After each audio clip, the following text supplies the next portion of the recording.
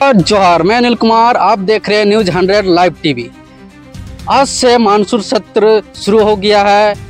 1 अगस्त से लेकर 7 अगस्त तक चलेगी। इस बीच में 5 कार्य दिवस होंगे और 4 तारीख को अनुपूरक बजट पेश होंगे। विधायक मंत्रीगण कई मुद्दे पर चर्चाएं नजर आई। आइए आप लोग सुनाते हैं क्या कुछ कहते नजर आ रहे हैं। सारी मुद्दों को हम उठाएंगे। दूसरी बात के वित्त रहित अभी रह गया है। 15वें वित्त आयोग का मामला है, जो हमारे पंचायत समिति के सदस्य है, मुखिया है, जिला परिषद है, 1.5 साल से उसको पेमेंट नहीं मिल रहा है। किस कारण से नहीं मिल रहा है, उस सारी बातें उठाएंगे। जन मुद्दों को उठाना ही मेरा लक्ष्य है। किस तरह से रामगढ़ में जो ये घटना घटी है अभी आफ्ताब अंसारी के, उसके आफ्ताब अंसारी जी के बारे में हम बहुत ज़्यादा नहीं बोलेंगे, क्योंकि जेल से मतलब निकले और हाजत में हाजत से भाग के गए थे, और किस कारणों से कैसे उसकी मौत हुई, इस जांच का विषय है। घोटाला हो गया, आप लोग गेट बनाने में और गेट खोलने पे भी घोटाला कर दिए हैं। अभी दबाव है हटिया डैम पर, किसी भी समय। देखिए, हटिया डैम का इशू आज का नहीं है।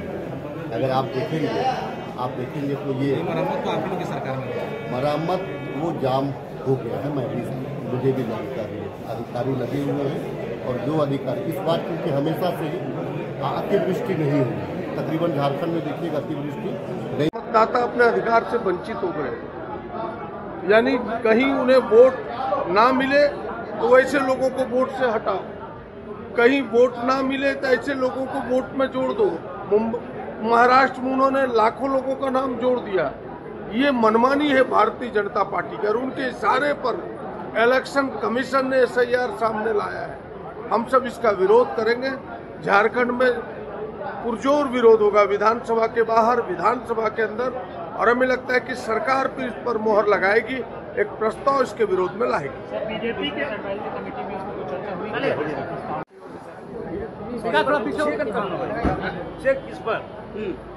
किस पर पूछना चाह रहे हैं? बोलिए। आप पूछे किस पर पूछना चाह रहे हैं? SIR पर बोलना चाह रहे हैं। इस पर विगत दिन हम लोग का सत्तारूढ़ दल का बैठक हुआ, जिस पर विधानसभा में इस बात को हम लोग को लाने का हम लोग प्रस्ताव दिया। विधानसभा में लाएंगे, चर्चा में लाएंगे। खत्म हो गया। आगे आने दिया तुमने लगाया बाबू। आईडी नीचे कीजिए ना। लगा दो बाबा, आगे करना थोड़ा वीडियो रिकॉर्ड कर रहा है। हाँ आईडी नहीं दिख रहा मास्टर, बहुत अभी आपका खाली ठीक है। हाँ और अटल जी को देश नहीं पूरा दुनिया भी जानती, और उनके नाम से अगर एक योजना अटल वो भी हेमंत सोरेन 45, और उसके स्थान पर मदर टेरेसा के नाम इसे समझ में आता है कि इनकी जो मानसिकता वो क्या है। या मदर टेरेसा के नाम से कई योजना आप चला सकते हो, कोई रोक आपको नहीं है, लेकिन अटल क्लिनिक, मोहल्ला क्लिनिक के नाम को बदल कर मदर टेरेसा क्लिनिक करना, एक प्रकार से हम कह सकते हैं भाई तुष्टिकरण की भी पराकाष्ठा। सर, आज विधायक दल की बैठक में आप लोगों ने बुलाई है,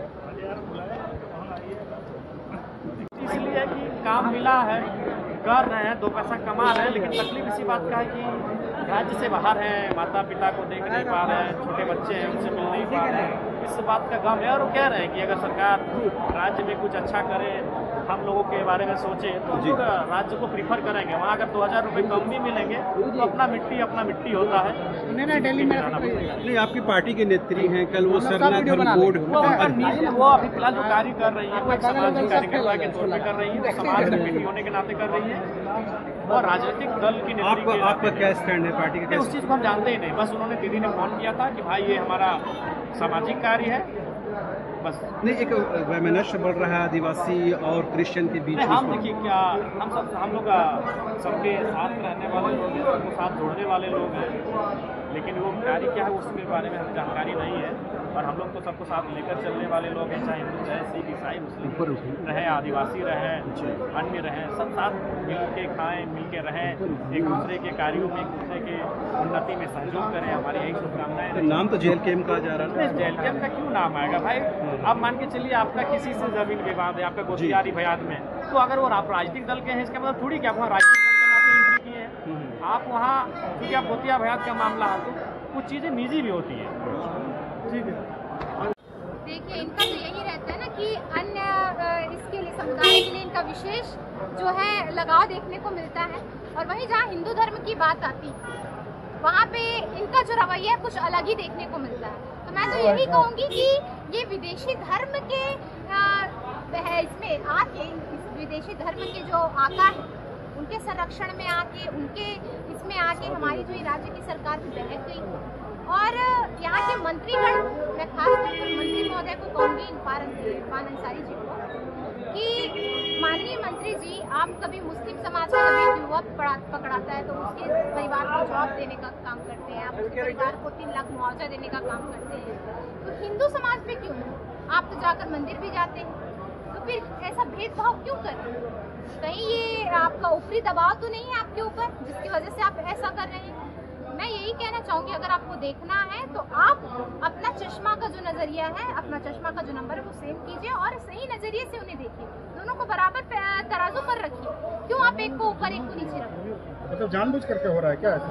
बिल्कुल, आप देख रहे हैं आए दिन जो हिंदूवादी है, सनातनवादी है, सनातन को लेकर जो खड़े हो रहे हैं, सनातन की जो बात कर रहे हैं, उन्हीं पर ही ये प्रशासन क्यों दबाव लगा रहा है? उन्हीं को ही टारगेट क्यों किया जाता है? उन्हीं को कटघरे पर क्यों खड़ा किया जाता है? उन्हीं को प्रताड़ित क्यों किया जाता है? उन्हीं को जेल में क्यों भेजा जाता है?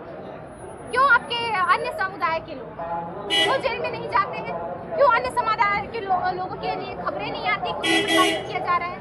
हिंदू समाज क्यों कटघरे पर खड़ा रहता है? मतलब मुआवजा में तुष्टिकरण हुआ है। बिल्कुल, अगर इन्हें साफ मन होता उस पक्ष के लिए, हमारे कांवड़ियों के लिए, कांवड़िए भाई बंधुओं के लिए, अगर साफ इनके मन में साफ होता तो ये कतई भी पक्षपात नहीं करते। और जो ये पक्षपात करते हुए ये शुरू से आ रहे, जबकि इनकी सरकार बनी है, JMM कांग्रेस RJD की सरकार बनी है, तब से यहाँ देखा जा रहा है कि विदेशी धर्म कैसे इन पर जो है भारी पड़ते जा रहा है।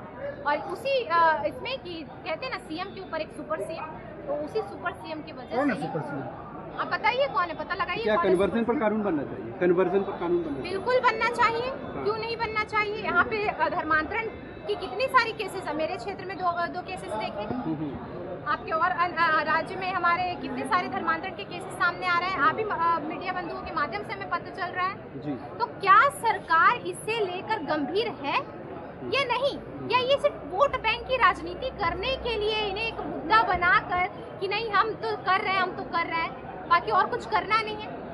मंत्री महोदय को चाहिए कि इस पर आकर एक स्टैंड ले, माननीय मुख्यमंत्री जी को चाहिए एक पर आकर स्टैंड ले कि धर्मांतरण नहीं होना चाहिए, प्रलोभन पर तो बिल्कुल भी नहीं होना चाहिए धर्मांतरण। ये कैसे धर्मांतरण यहाँ पे करवा दे रहे हैं? हमारे मासूम आदिवासी भाई बंधुओं को धर्मांतरण करवा दे रहे हैं।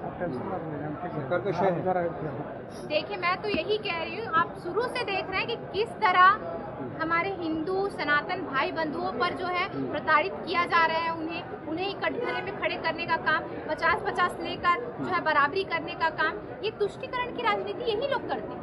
और सारा जो ये है बीजेपी पे डाल देते हैं या केंद्र पे डाल देते हैं, क्योंकि इनके पास कोई मुद्दा है नहीं, खुद तो कटघरे पे खड़े हुए हैं और दूसरे को अपने दूसरे चश्मे से। हरा वाला चूहे नहीं है, ये हेमंत पार्ट 2 के चूहे हैं। कितनों लंबे चौड़े तगड़े मोटे चूहे रहेंगे, चाहे वो रेंगने वाले रहेंगे चाहे दौड़ने वाले, पकड़े गए चूहे शिनाख्त हो गए हैं और उन पर विधि सम्मत कार्रवाई हो रही है। मंत्री जी पहले नारा को लेकर के पहले सबसे अंदर SIR को लेकर के क्या बिहार के मैंने जाते समय भी कहा कि SIR जो लागू किया गया, एक शब्दों में अगर कहें तो तुगलकी फरमान है। ठीक।